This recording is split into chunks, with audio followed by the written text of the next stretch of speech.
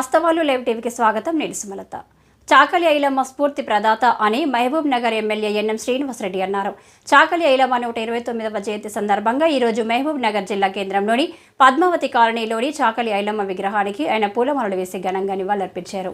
అనంతరం ఆయన మాట్లాడుతూ ప్రపంచానికి తెలంగాణ తెగువను పోరాటి పటిమను పరిచయం చేసిన చాకలి ఐలమ్మను ఈ సందర్భంగా స్మరించుకుని ఘనంగా నివాళులర్పించడం జరిగిందని ఆయన చెప్పారు.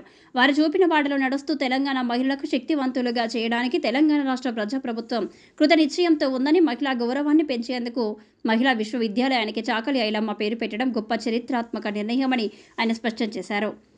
చాకలి ఐలమ్మ ఆశయాలను కొనసాగిస్తామని, భావితరాలకు ఆమె చరిత్రను అందించేందుకు పాఠ్యపుస్తకాలను పొందుపరిచి భావితరాలకు అందిస్తామని ఆయన స్పష్టం చేశారు. ప్రతి ఇంట చాకలి ఐలమ్మ విజయగాథ ప్రతిధ్వనిస్తూనే ఉంటుందని ఆయన అన్నారు.